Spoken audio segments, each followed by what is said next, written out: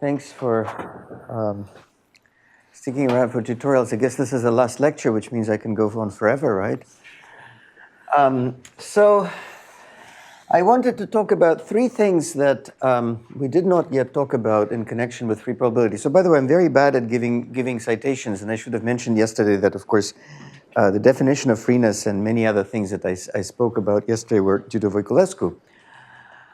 So I want to talk about some random matrix theory connections, maybe talk a little bit about stochastic differential calculus in the free setting, and then maybe finally we'll get to transport. But I have a feeling that we're not going to get through all of these things.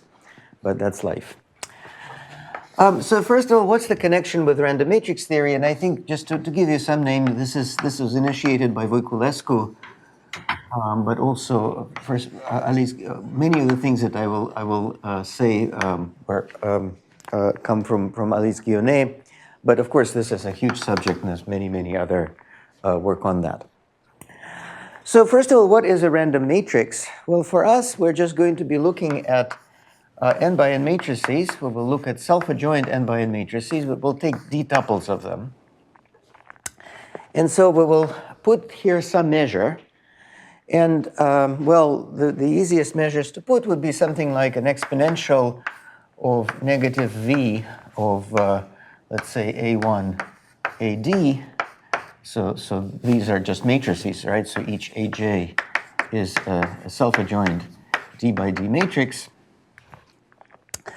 So this is d Lebesgue. And you can put Lebesgue measure to be, well, up to normalization, you need to put some kind of a Hilbert space structure on d by d matrices, but you can do that using the trace, for instance. So this is some function like that. And so you can imagine drawing matrices at random. Now, what is this V? Well, it's some function, right? Some function that converts a d-tuple of matrices to a number. So what are examples of V? Well, for example, you could take V to be n times the trace, so V of A1 AD of the squares of these guys. So that's a perfectly fine D.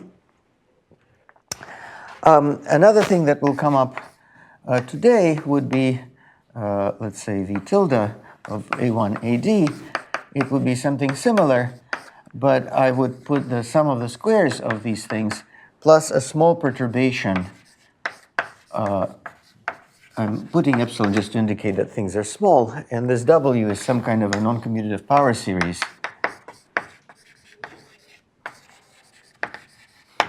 in A1 AD. Or in general, you may want to put some other function of A1 AD, and maybe what you would like to do is to ensure that this thing is convex as a function of A1 AD. And if you want to deal with polynomials, sometimes it's a useful thing to restrict it to matrices which have all the operator norms are bounded by some R, just so that you avoid all this nonsense about polynomials being very big outside, but never mind.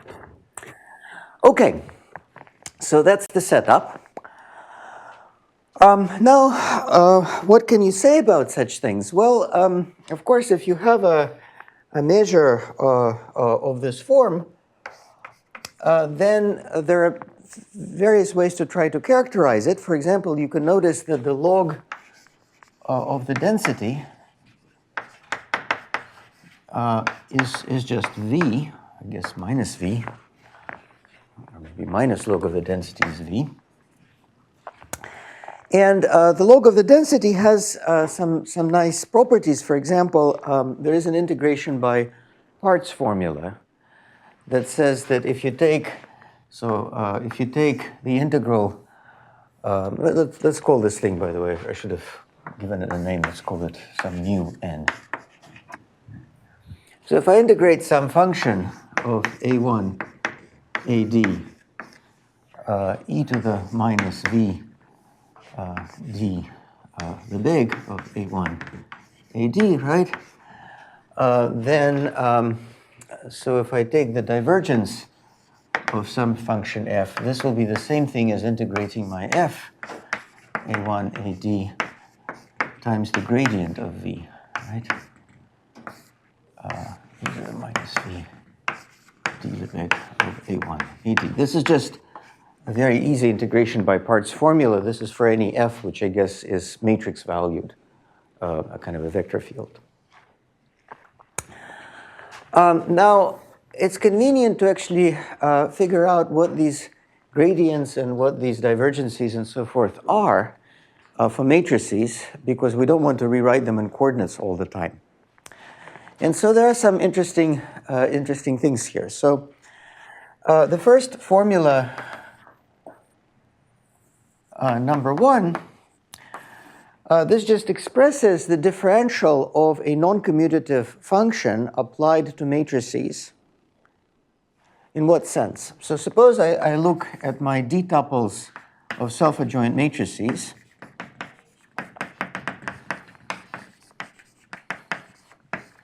So there are d by d of them. And then suppose I take a map to same thing.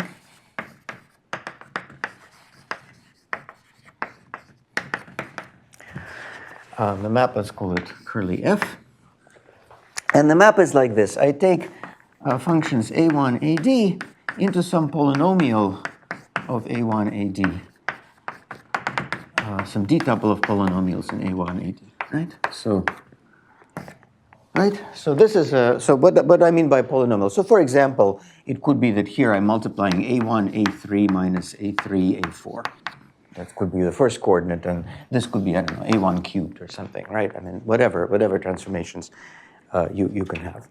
So that will give you a map from this space to that space, and this map will have a derivative. And the derivative will be a linear map from the tangent space here to the tangent space there.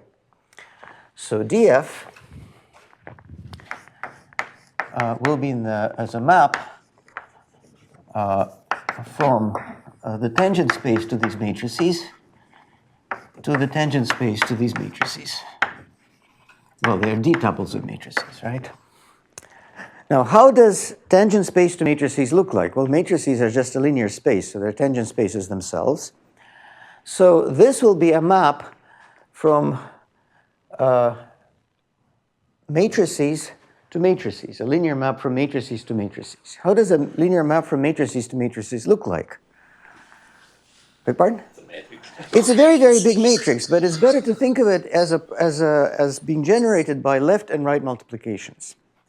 So, so it's a linear map, and so linear maps from n by n to n by n, they're the linear span of things of the form left multiplication by A, right multiplication by B, where A, B are n by n matrices. If you like, it's an n squared by n squared matrix, which is mn by n tensor mn by n, and I'm just identifying this with the left and right copies, right? So it's isomorphic to mn by n tensor mn by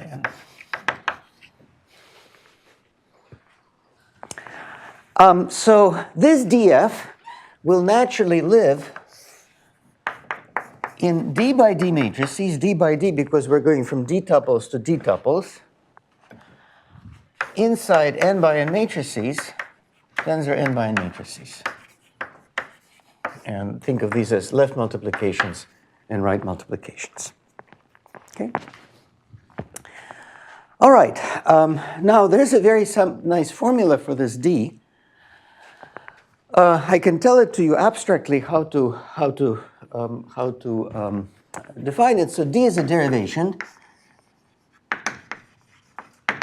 meaning that d of pq is the same as p dq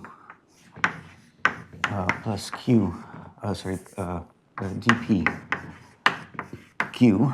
And for that to make sense, actually, you should probably, well, you know what, let me write it this way.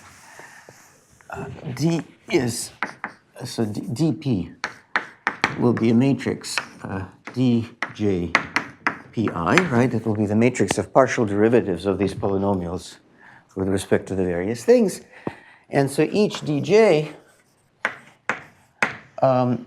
is a map from the non-commutative polynomials in D indeterminants. Maybe I should put brackets like that, to the tensor square of these guys. It's a derivation.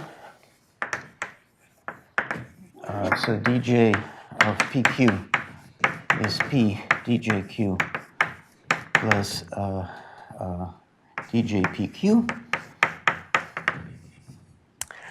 And in addition, it has the property, if you like, it's enough to just say that dj of ti is delta I equals j, 1 tensor 1, which says here that if you take the map, which is simply the identity map that takes a1, ad to, say, the jth a, then its partial derivative is identity or 0, depending on which partial derivative you're computing. But operationally, if you're interested in, if you are interested in differentiating some m, which is a monomial, then this will be the sum over all ways of decomposing m as some a times tj times b of a tensor b. Right, so it's almost like ordinary differentiation, except that whenever you see tj, put a tensor sign. And so that is what describes df, modulo the fact that we identify this tensor product with left and right multiplication. All right, one more thing. Formula number 2. So this is, I'll just put the formula here that df is this dj fi ij from 1 to d. Then there's formula number 2.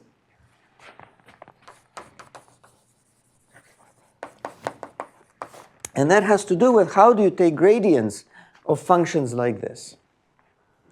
But the functions that we are interested in, at least for the beginning, will be things like trace of some polynomial.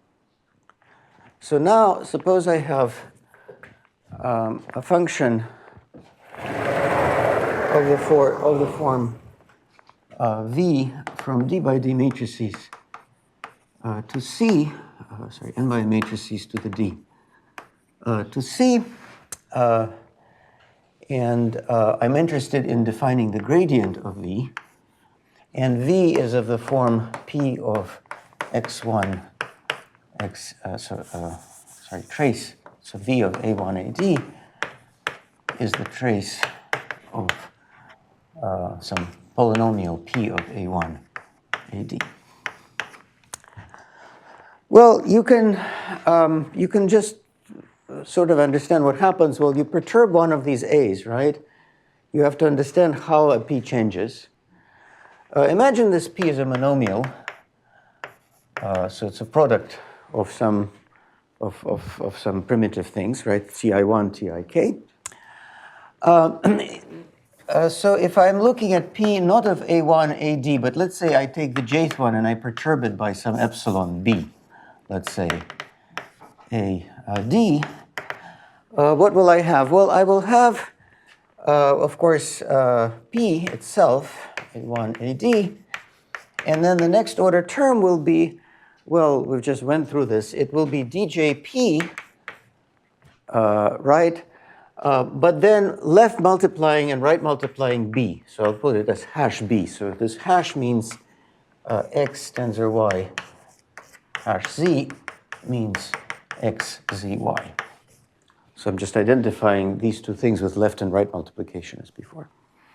Okay, plus higher order terms. So if p is a monomial, this means that this term here is the sum over all ways of decomposing p as a tjb of a b capital B, right? But now remember that we're interested in doing this somehow weakly, and we will be looking at the trace of p and so on. So the trace of p times some function against which we would like to check, which is some q. So it will be trace of all of this times q. So here I will have to multiply this by q and trace it. And now you see that I can, just the trace of that, right? I'm interested in the derivative with respect to b. So I have a thing of this nature. And now under the trace, I can move this b around like this and rewrite this as the trace of some p a t j b, ba multiplied by b. And so this shows me that this is the gradient, right? Because the directional derivative in the direction b should be the gradient dot b, right? So there is this funny thing which is called the cyclic derivative. So gradient v, second formula is that the gradient v is the cyclic gradient of p if v is trace p.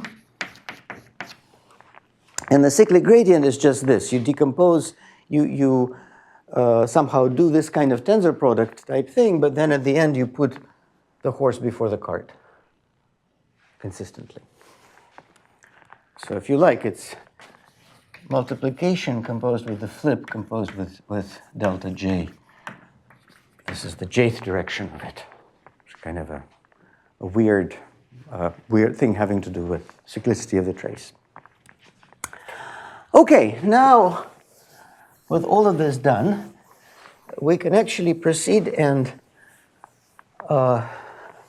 rewrite this formula here, but in the case of matrices. So let's say that my v is indeed the trace of n p.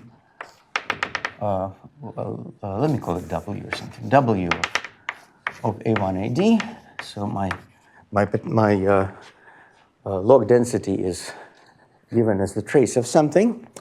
Then this formula here, just rewritten, becomes the following one. The expected value under my, what I call it, mu n, expected value under mu n of, the gradient of v times f, so dv dot f, and this is for any f, which will be some f1 fd, and each fd, fj, a non-commutative polynomial in d variables. This should be the expected value, and then when you work out what this turns out to be, it ends up being a trace, tensor trace of d, this matrix di, dj, fi. Okay, so why are there three traces? Well, first of all, should be 1 over n squared. So these are traces in n by n matrices. So remember, this here is a matrix which is d by d, and the outer trace is the one where I trace the diagonal of that matrix. So once I'm done with this trace, I now get a large n by n matrix. Tensor another large n by n matrix, because remember, the entries here are matrices, tensor matrices, the left tensor right. And so this is just applying the left-right, tracing out that left-right matrix. Okay. So that's the equation you have. All right, now, with luck,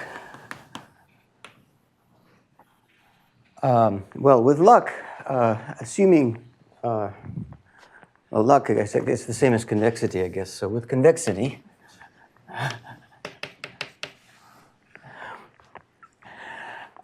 you get, that's the one joke for the talk, you get concentration.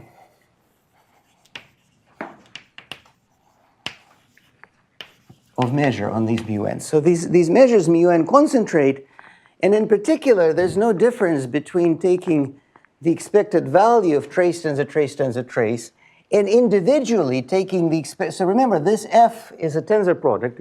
There are two matrices involved, right?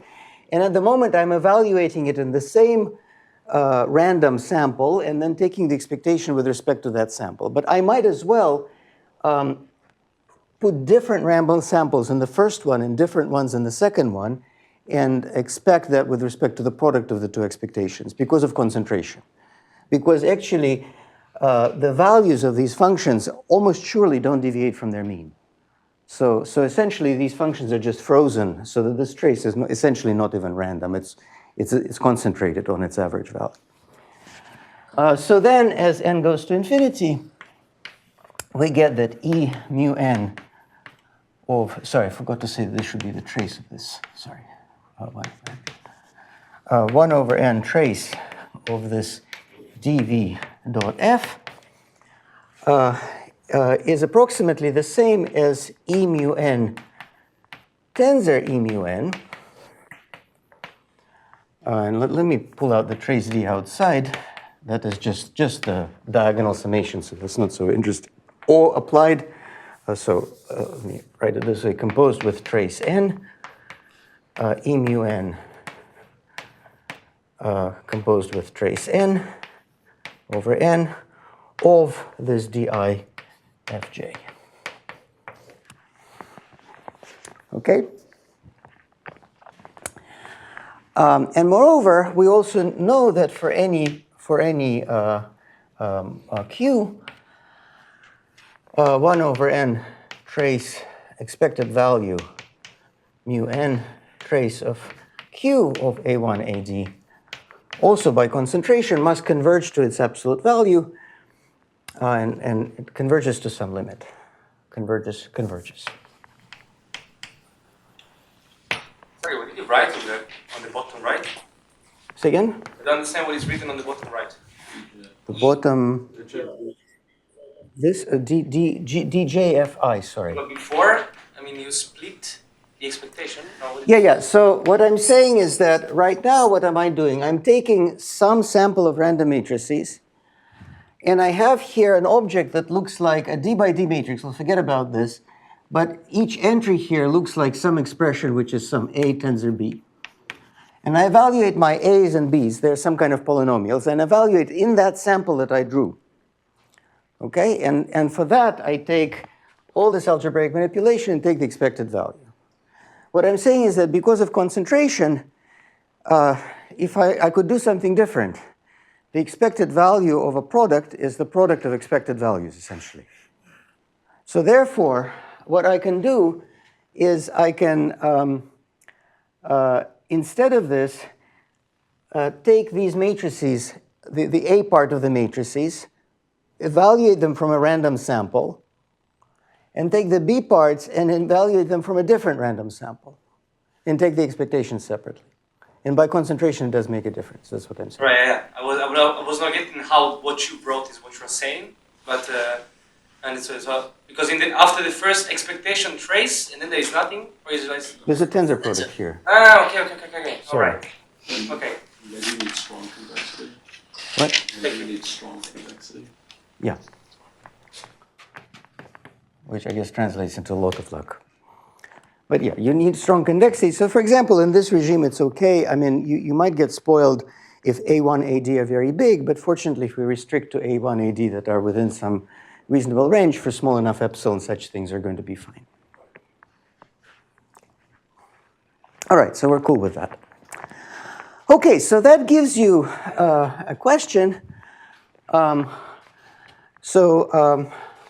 You can now abstractly define a non-commutative law. You can define a non-commutative law by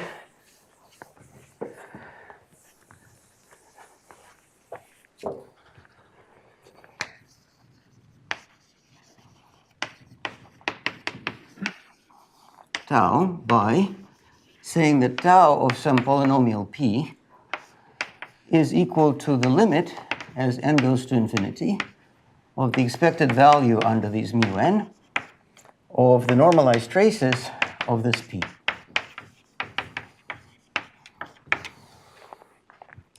I'll give you a definition. So what I'm just saying is that under the assumptions that we have, it turns out there is a limit, and everything is perfectly fine. And then the second thing is that this tau will satisfy a kind of integration by parts equation, which is just this, but I'll just rewrite it. It's just this, which I will rewrite, wherever that is. I will just rewrite it in the limit form, saying that the trace of d, so there exists some v, which is, well, not exists some v, but this v is given to you. Remember, we're given this v, which is the trace of w, right? As that was the function that we used to define our measure mu, which is e to the negative v, right? So what I'm saying is that the trace of what am I saying? dw dot f is equal to the trace tensor trace, trace tensor trace tensor trace of jf, or let's say, yeah, this matrix d j f I j from 1 to d. Right? So that equation is just this equation here, where I've just replaced every expression here by its limit.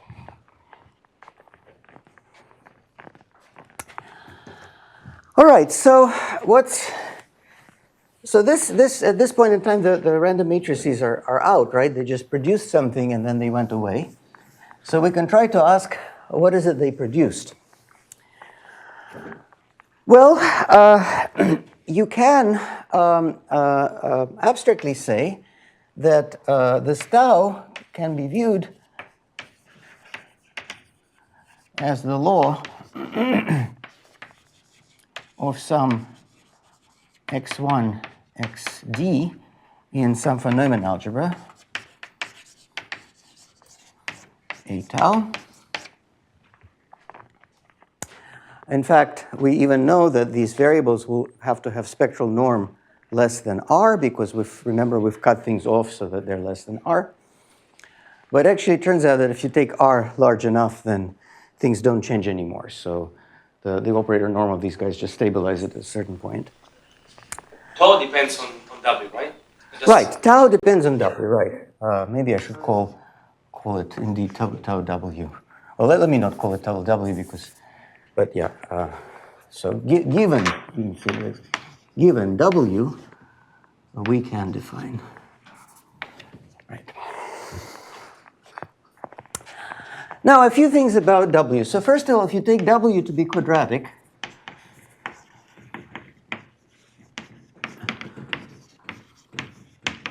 then it turns out that this tau is our old friend. This is the free semicircular family.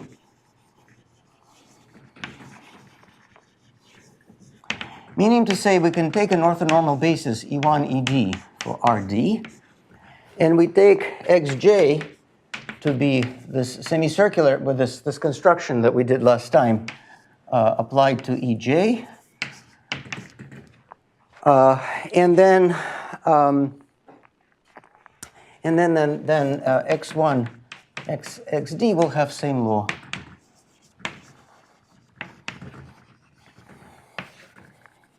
as the random matrix in the limit n goes to infinity. So it's the same as what I called these x's, right? Abusing notation a little bit, but I'm just saying that the law that we get from the random matrix theory is the same as the law of these concrete operators. In particular, if you take one of them, you get a spectral measure of some kind. It's the semicircle law. So, for example, the law of any xj is the semicircular measure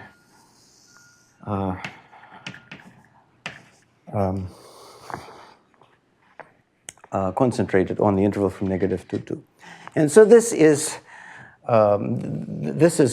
was well known before Voiculescu's work in random matrix theory. This is Wigner's semicircle law. These are not the matrices that Wigner looked at, but then people looked at these Gaussian random matrices. And of course, if you look at this quadratic thing, then if you put a quadratic thing like that on matrices, you are putting Gaussian measure on matrices, right? So the limit of Gaussian matrices is a free semicircular family. Can you remind us, just in words, what was S0 of each A? This was this thing I constructed on some kind of a Fock space for q equals to 0. But they were SQ of F where Q is equal to 0. So Right, in the field. exactly. But it was as a function of F, as a function. It was a function of a vector in a real Hilbert space, and I'm just saying that if I take the orthonormal basis, in the finite dimensions. then yeah, exactly. Is the point just that this is a model for a free semicircular family, or are you actually using something special about this model?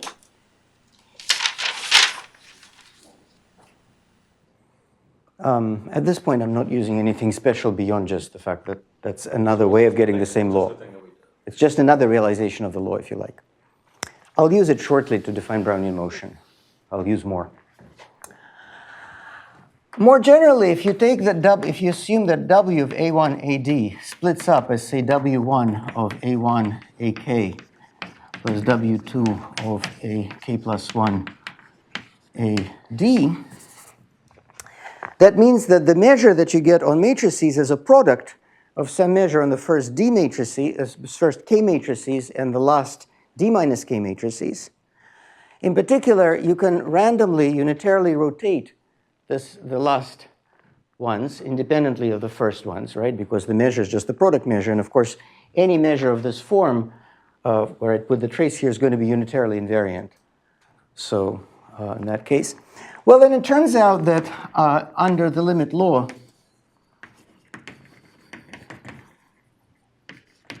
the first K and last D minus K variables are freely independent.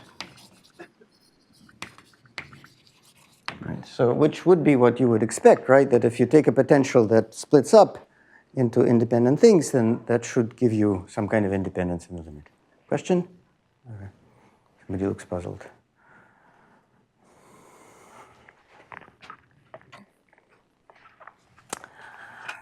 Okay. Now, what is this V? Right. So, by the way, this equation that I just erased stupidly, the one that was the integration by parts equation, it does not fully define the measure. This equation, well, let me just say it this way. You can abstractly study, so without knowing anything about random matrices, you can just abstractly say, well, let's give ourselves a polynomial W, and let's just study this equation, which, by the way, in random matrix terminology is, for some reason, called the Schwinger-Dyson equation.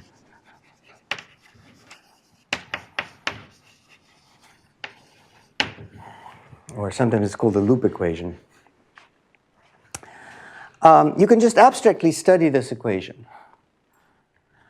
And you can wonder what properties does it have, and it turns out that it doesn't always have a unique solution. So without convexity, without some kind of assumptions of convexity, this may have more than one solution. So that's a very compact way to define a non-commutative law. But so, for example, for W quadratic, you can check that, in fact, the only solution to this equation is the free semicircular family. It's a bit like the, what's it called? Stein's lemma, exactly, Stein's method. So this is actually a bit reminiscent of Stein's method, if you like. Okay, let's move on. So I'm going to sort of suspend random matrices for now, and we will not really come back to them very much, but it's a huge field and a huge theory and lots of interesting things that can be said beyond this, but let me just not say anything.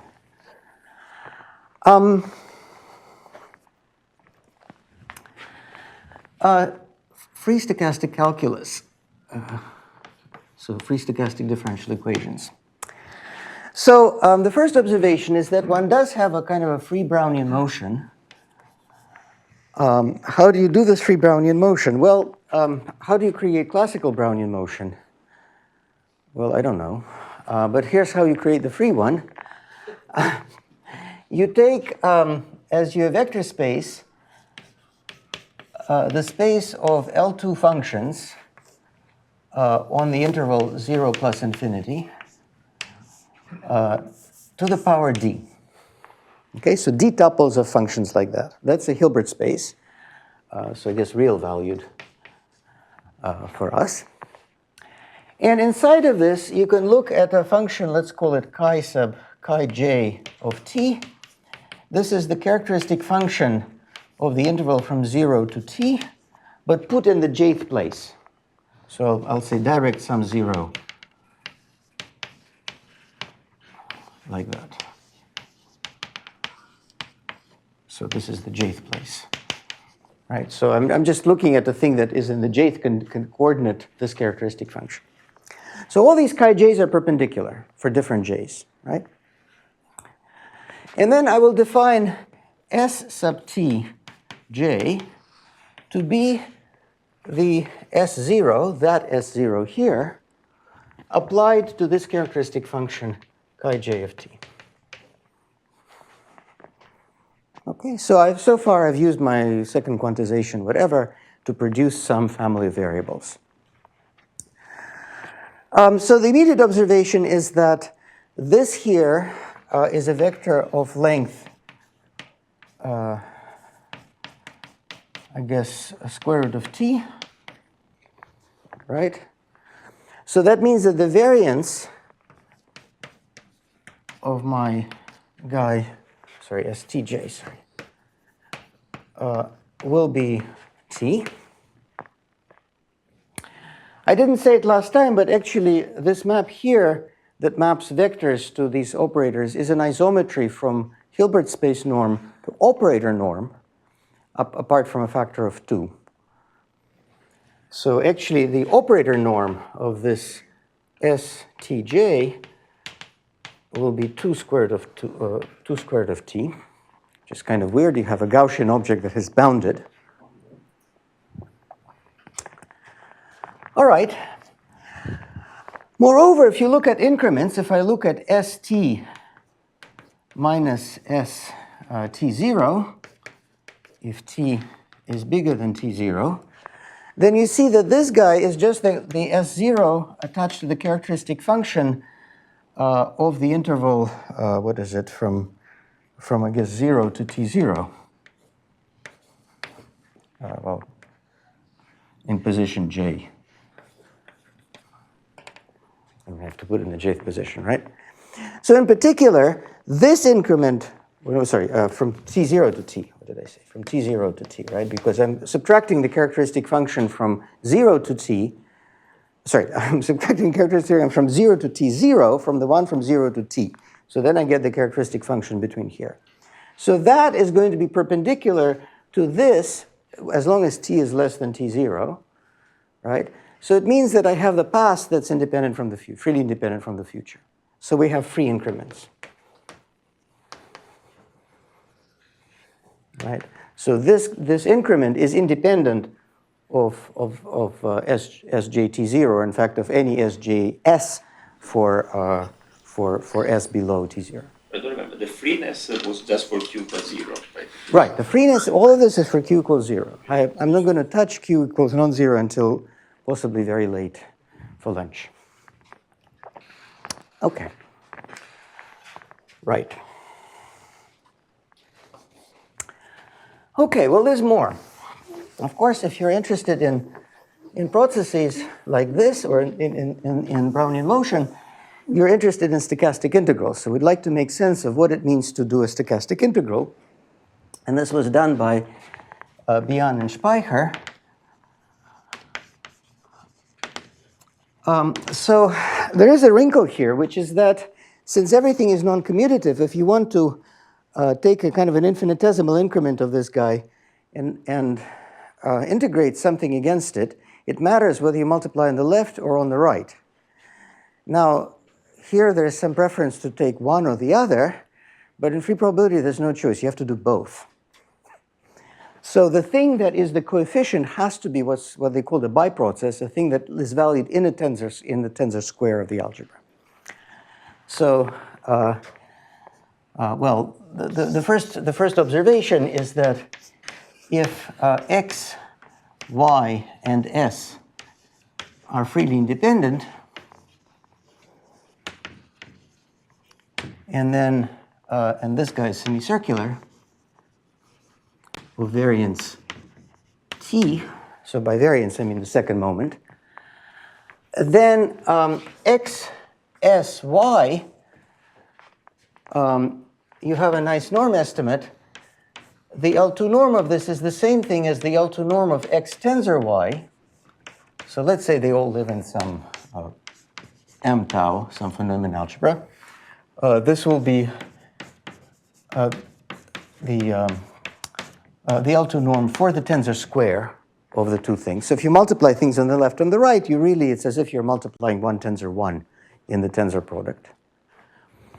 And in fact, the same thing is true for the, deal with that. All right. Square root of t missing. Say again? Square root of q or t missing. Yeah. Square root, oh yeah, right. Times square root of t. You're right.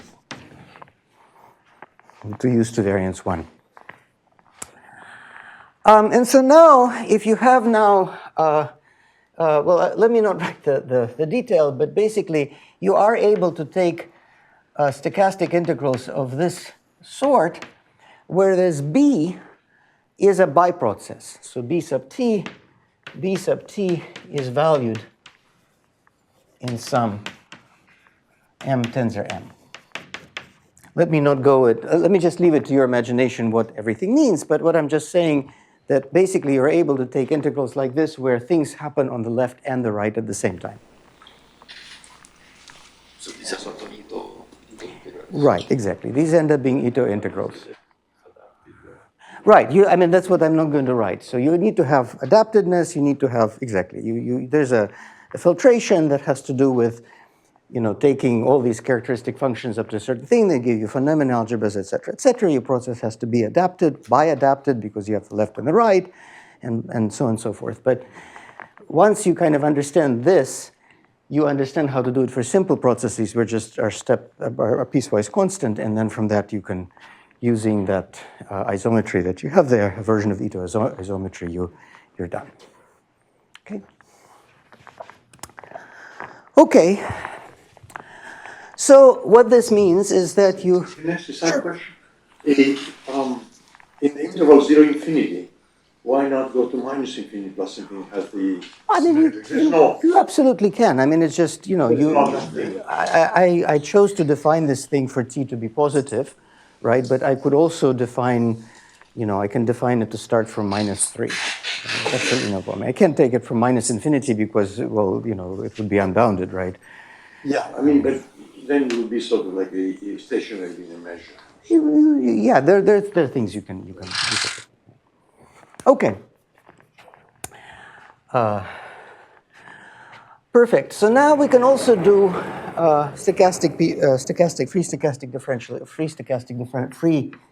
free SDEs. Oh, maybe I should. Well, let me not say. Let me just say it in words without writing. You can also get this guy in the following. So you can also define this STJ as a process in the following way. See, we are able to convert large matrices to semicircular variables by this limit procedure. It's perfectly fine to do Brownian motion on matrices. So I can certainly define a process on matrices where I've, in each entry, run my Brownian motion to time t. Right? And then I take the limit of that guy. I can take them jointly for different times, the limit at t1, t2, t3, etc. And I can look at the joint limit of these people. What happens to them is that I will recover the appropriate semicircular family. So you can also think of this as a limit of Brownian motion occurring on matrices at finite n, in the weak sense, meaning to say that the joint law of all these things sampled at any times converge to the law at infinity. Okay, free SDs. So what you would like to do, you would like to have processes that satisfy, and I'll write it in differential form, something like this. Well, let me put it f of x1 xd dt. Dima, Yes. back to your previous comment by taking this limit. Yep. Do you gain anything from kind of any, I don't know, understanding from doing this instead of what you do here? You mean, do I get more than just this theorem? Any other insights? Yes. So if you get You do, well, I mean, you can, especially if you, I mean, it's an interesting point to connect processes at infinity and processes at finite end. Let me just say it this way. So for instance, you know, this by now fairly old work of Biane-Voiculescu and Guionnet on large deviation upper bounds for random matrices, for d-tuples of random matrices, which basically show that, we'll not get to it, but out of that, anyways, yes, the answer is yes. Interesting. It's interesting. Okay, free SDs. So this is the kinds of things we would like to solve, right? And if you are a little not wearing glasses, it looks very good, right? What's the problem, potentially? Well, what do you mean by F? Right? That's what you mean. I mean, we don't really have a good kind of notion of Borel functional calculus or whatever, right? So there are ways that you can start defining what you mean by F. So, for example, David Jekyll has an idea that, you know, what is F of some x1 xd? Well, it should be something that just gives you, whenever you have x1 xd in some phenomenon algebra, it gives you an element in L2, and it should be consistent, that is, if these x1 xd's are embedded in some other phenomenon algebra, that element should be embedded with it, and things like that. But at the end of the day, you know, we really don't know any ways of manufacturing such Fs except for non-commutative polynomials, power series, limits of such things, and so on. So we're kind of at the baby analysis step of our functional calculus. But let's say, I'll say e.g. polynomial, or maybe F is dw, where W, as before, the thing that went into the random matrix model. My word work was awful. Well, let me just say this. Remember this condition here? This condition here. Well, the equation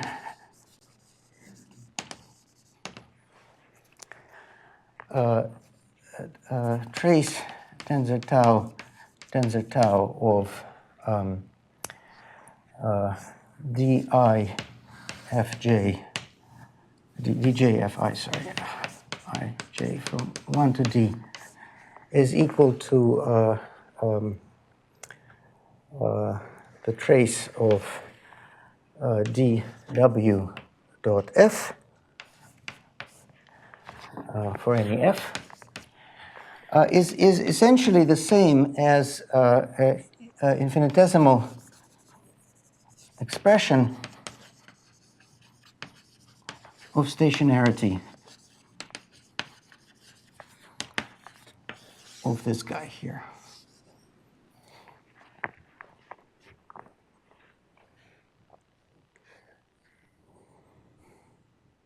So what do I mean by an infinitesimal expression of stationarity? Well, this is an expression where I have several,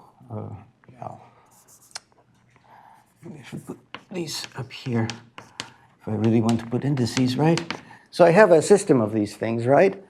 And so what I may want to do is to take some function of x1 xd, and then take that function, evaluate its trace, and say that the process is stationary, meaning that for any test function, the values don't change. I can differentiate that in t, and if I differentiate that in t, that's what I get. If you start from un is a lot, I guess, or Yes. If I start exactly as from tau as my, yeah. So that's the equation. stationarity of tau, I should say, maybe of tau under this equation. So if I start with my x0 at log tau, then this will remain stationary.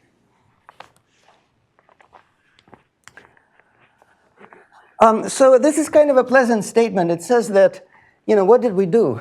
On this board, we started with a law on random matrices. This was a Gibbs law with potential V. So it is stationary for the SD on matrices, driven by the gradient of this V. We got the limit of that guy. And sure enough, we have the limit differential equation, the limit SD, which you can, if you regard this as the limit of some random matrix Brownian motion, this would be the limit of these SDs. And so what we're saying is that that SD is stationary, so that law is stationary for this SD. So as I said, this is why it would be nice if one could have in general a condition that that's a way to specify a law, but unfortunately SDs may have more than one stationary solution, and so because of that, without some kind of convexity assumptions, you're not going to get a nice thing. Let me just, before we kind of leave the subject of Brownian motion, let me make one weird point. The increments of this guy are operator norm bounded.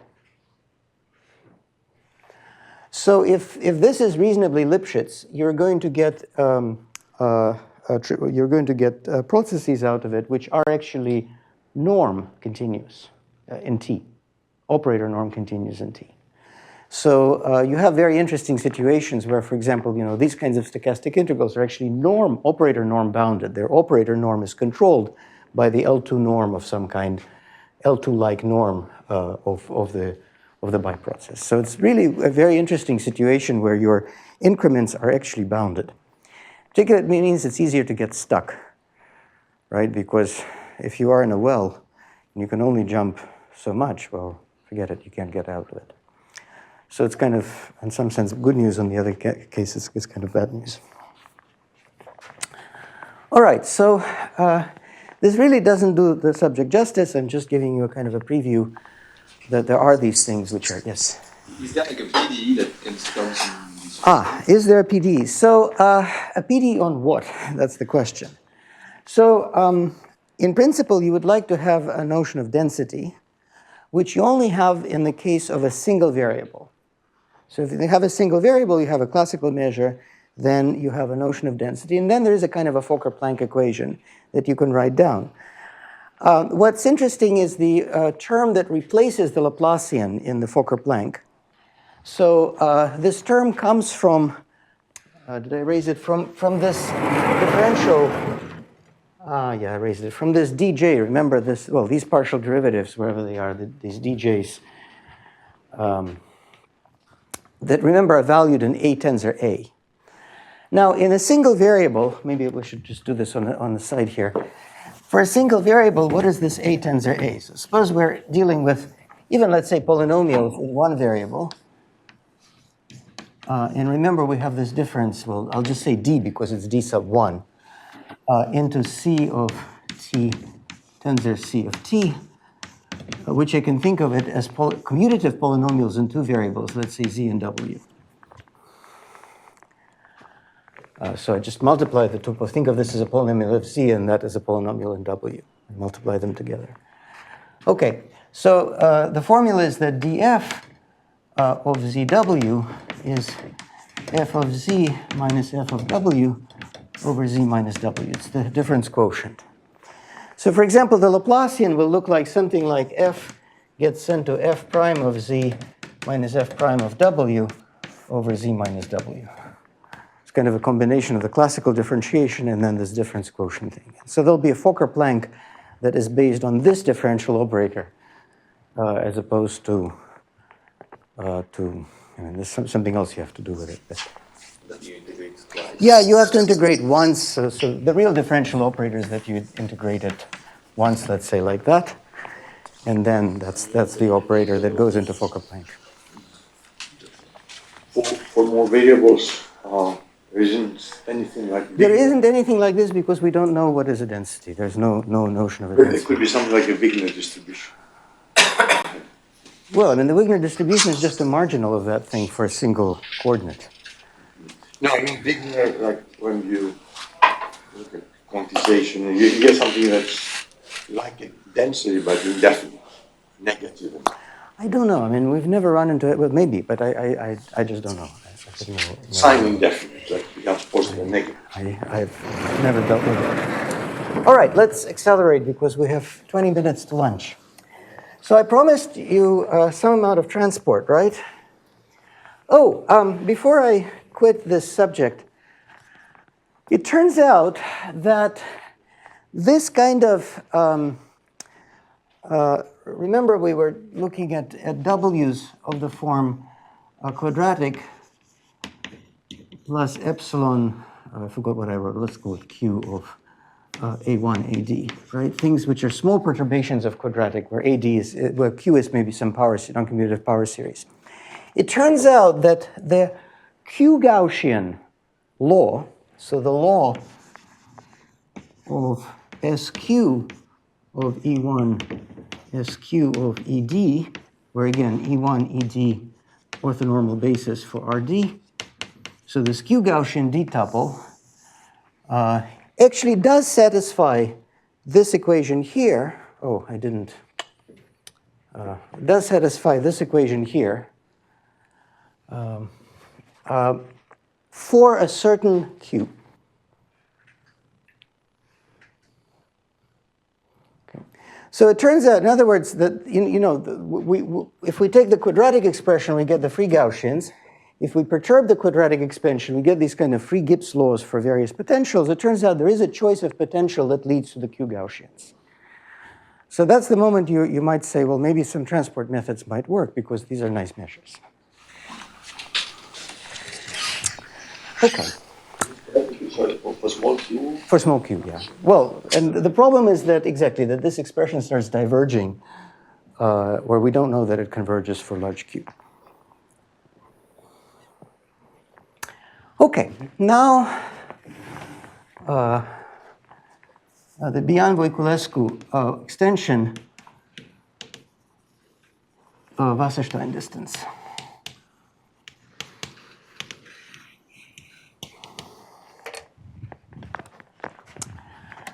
So the setup is this, where we have x1, xd, and y1, yd, two d-tuples. So we think of them as representing one law and another law. We'll define the Wasserstein distance between the law of x1, xd and the law of y1, yd. It will be the infimum of, I'm squaring it, of the sum of xj tilde minus yj tilde in L2. Infimum over what? And we're looking over all von Neumann algebras, m tau. So this will be L2 of m tau, containing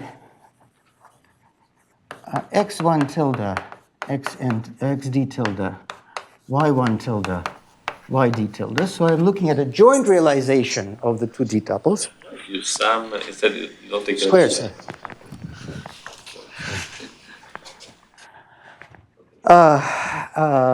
Okay, containing this such that the law of x1 tildes is the law of the x's, and same for y. Okay. So really, I have two laws, one d-tuple, another d-tuple. I'm looking at all joint realizations of them on a non-commutative probability space, and I see how close I can bring them together. If you are a fan of, here there's an interesting observation, which is that there's no non-commutative advantage. So theorem due to Biane-Voiculescu, if the phenomenon algebra generated by x1, xd and the phenomenon algebra generated by y1, yd are abelian, then actually this dw is same as usual Wasserstein distance. So there's no advantage to allowing them to coexist in a non-commutative space. And if you want to see why, they will live in some M that acts on this Hilbert space on the left and the right. So there are in principle two commuting actions of them. Take the x is acting on the left, the y is acting on the right. The distance hasn't changed. But because the algebra is abelian, that new algebra will give you an abelian phenomenon algebra on which the restriction of the state will still be a trace. If you try to do it for non-commutative x's and y's, the last thing will fail. It won't be a trace anymore because the pure state, the vector state on the left and the right jointly will not be traceable. On the joint, on the whole angle must be traceable. Yeah, so that's key. That assumption, If you remove that assumption, then you get a much more trivial distance, and then, yeah, I mean, then of course it shrinks.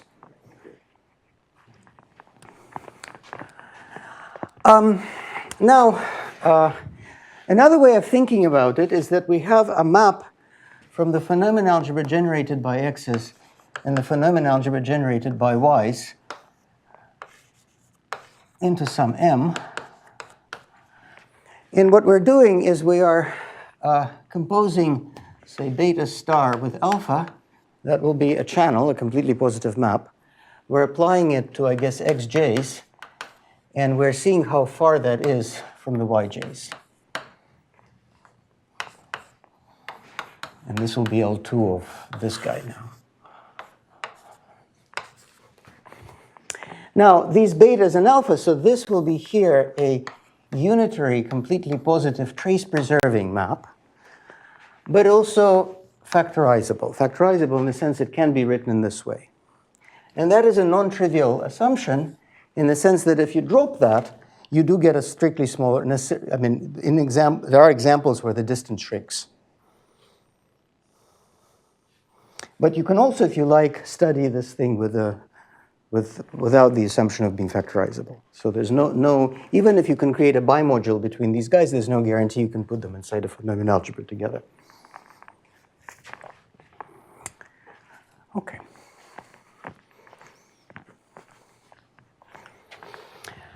All right, so now let me state a theorem and then quit.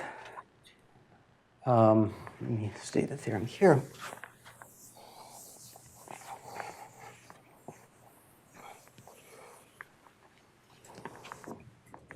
So theorem, and this was obtained by Alice Guillaunet and myself. I think the paper came out in 2014. So assume that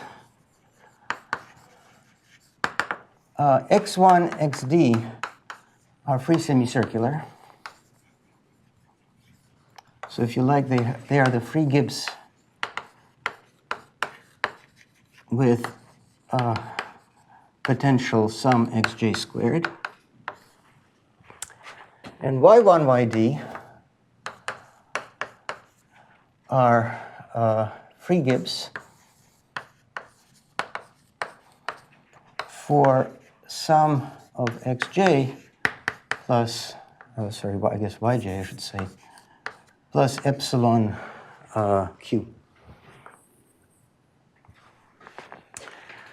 Let's call this guy W, and let's call this one W hat.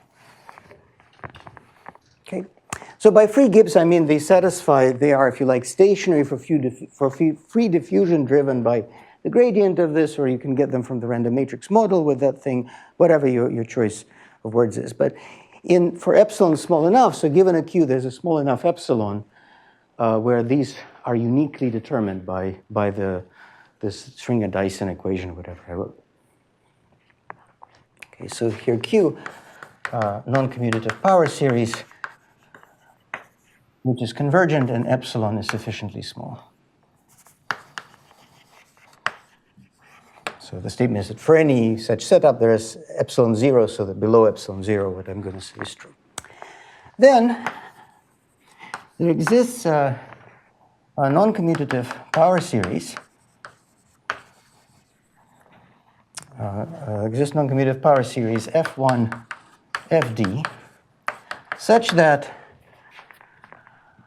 if I look at F1 of Y1 Yd, F d of Y1 Yd, this has the same law as X1 Xd, and still generate the phenomenon algebra of the y's.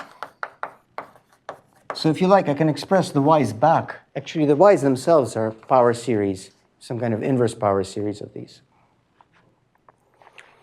Okay. Moreover, the coupling where I take F1 of Y1, Fd of Y1, X1 Xd, Y1 Yd. This is a coupling that lives in the phenomenon algebra generated by the y's, right? Because that's just a certain very nice function of the y's, is optimal.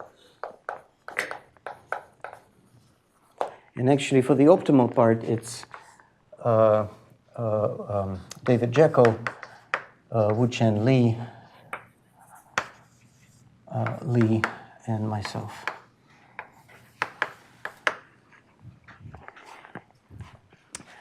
Okay, so actually this is the optimal coupling. So you have the optimal transport in the strong form, in Bernier's sense, that the optimal thing is realized along the graph of a map, if you like, right? Whatever coupling you like is just given by this map, F. And the consequence of this is that you do have an isomorphism between the phenomenon algebras of the x's and y's. This is the isomorphism, right? You just manufactured inside the algebra of y's, you've manufactured a new algebra. That new algebra generated by these guys will be isomorphic to the one that's generated by the x's.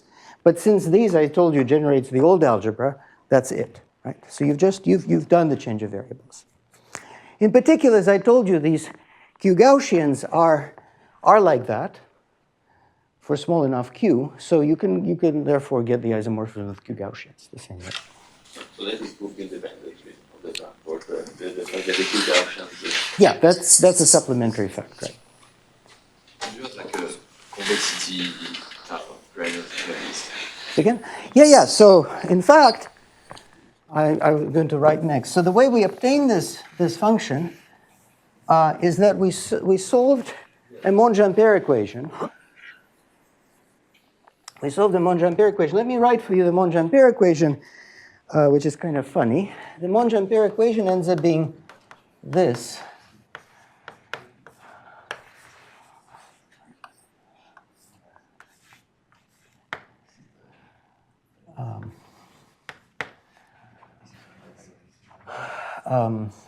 I will put phi. Usually phi is a state, but phi is also a convex function, so I can't resist putting phi here. But this is a function, not a state. Is equal to well, something called S, whatever that is, S. And here I will put 1/2 of what did I call it? W. What do they call these things? W tilde, right? W hat of phi minus W of x1 xd. So maybe I should put here phi of x1 xd. Right number of brackets. Well, evaluate in x1 xd. So what is this here? Phi is a non-commutative power series in variables x1 xd of the form phi equals to a quadratic term plus epsilon something. So we expect, because this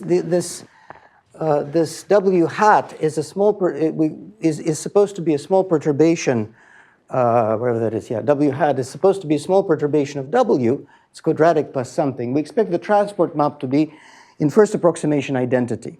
So its potential is supposed to be in first approximation quadratic. So that's what we say here. So that is kind of the ansatz that you put in. Now, all this mumbo jumbo looks very interesting. What you recognize is one potential evaluated on the gradient of the function minus the other potential. On this side, you have the trace of a log. If you were to exponentiate both sides formally, the trace of a log is like a determinant. And this would be like exponential to one minus exponential to the other. So, right, which is the ratio of the two exponentials. Sorry, it's the exponential of the difference, which will be the ratio of two exponentials. So this is really the analog of saying that the determinant of df is like one measure, what is it, w hat evaluated on df with d phi, gradient phi, divided by the other measure, right? So if you take logs of both sides, what you get is an expression like that. Of course, without this one tensor trace tensor one. This all comes from the fact that this derivative puts things into the tensor square. So it's some kind of a strange analog of that. Moreover, in the last 2 minutes, let me just say that it turns out that there's a kind of a mean field phenomena, and this is what was explored much more recently in the work of Aaron and David and Kyung-sik and Wilfred, that this coupling here is the limit of the random matrix couplings. What do I mean by that? Look, at n finite, we have n by n self-adjoint matrices to the power d with respect to some measure e to the minus n trace of, what do we have, w hat, let's say. And same here, we have the Gaussian ones.